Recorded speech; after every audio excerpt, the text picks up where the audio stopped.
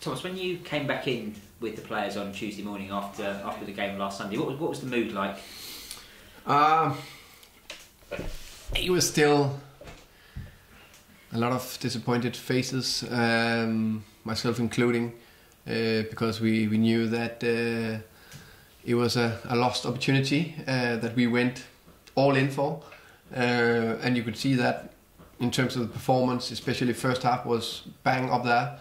But it was one of those games where there were 3 decisive situations second half that decided the game, that we need to learn from, because you can be very much on top of the game and things can happen to you, not because you maybe not are switched on, but because it's football and it's a random game. So we need to manage those situations and come through them.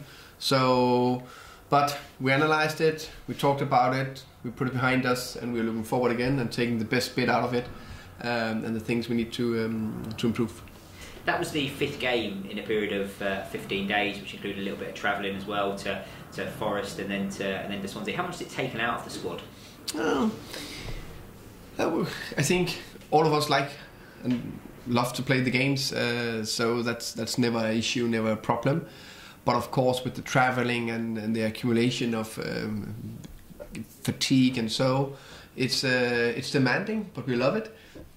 But to be fair, it's nice to have a normal week, Sunday to Saturday, where we can prepare better or more time on the training pitches. So it's nice to be fit and ready and going into this game against Hull. So in that case, in terms of injuries, may you have some players back? You're definitely without Esri suspended. What's the injury situation? Injury situation is that Rico Henry, Emiliano Marcontes, Lewis McLeod is still out for this game. The rest should be fit and ready. So without Esri Konsa, you're going to have to break up the 3 or do something without those 3 central defenders who played so many of your games together over the last sort of 15 games. What's your thinking there? I'm thinking, of course, again, I think there's 3 solutions going. No, there's only 2 solutions, sorry.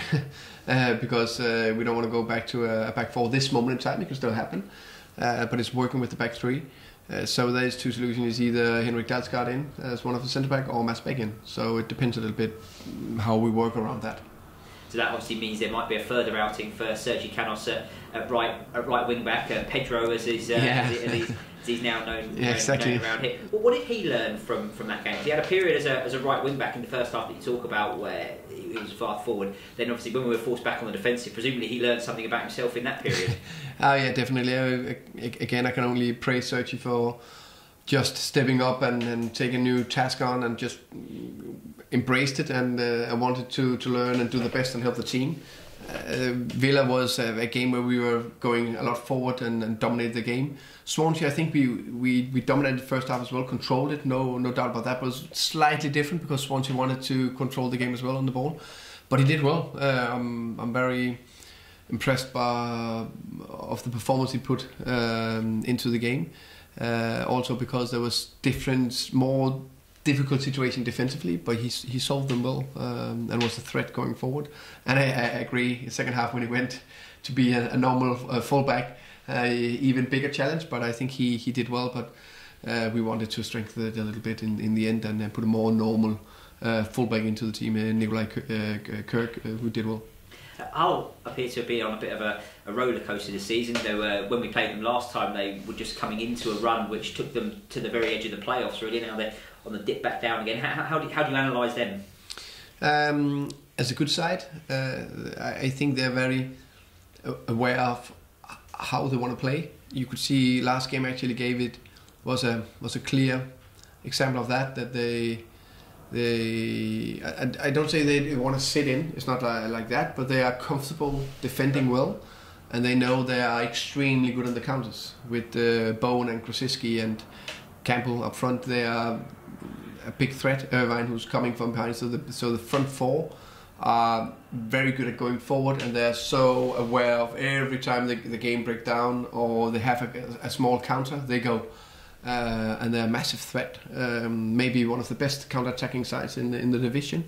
So it'll be a game where we will need to control the game, the rest defending need to be spot on, and we need to make sure that we don't force the final pass through, so the game going too much back and forth.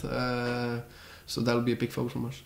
The team that we played up there was a different system, very different personnel. What do you expect them to do? Anything different against us, against this team? You never know before Saturday when you get the lineup. I think Nigel Atkins he knows what he wants to do, and he's been very successful in the good spell you're talking about, playing his 4-2-3-1. So I can't see them change that.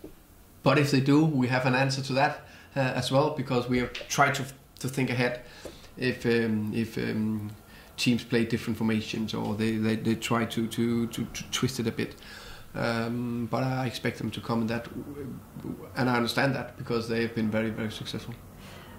We look ahead to what's going to come for the rest of the season. There are 13, 14 odd games to go. There's a bit of a gap to make up towards the top 6. That's a gap that will be difficult to breach, but not impossible. How important is the next week in terms of, you've got 3 games, 1 of your games in hand, 2 at home. How much can this week set you up for what might come for the rest of the season? It's a big week, very big week for us. Mainly because I think just to continue this very good period we've been into putting good performance into the games, more or less every game, so to keep that, to maintain that top focus of good performance, focusing on what we can do, what we can affect, and the main answer is that we need to focus on what we can affect, and that is Hull on Saturday. Hull on Saturday is our first biggest game, and when we done that game, we finish, then we can go into the next game. So of course we know it's a game with a week, with 3 games. We know there's a lot of point on stake, but mainly focus is only on Hull Saturday.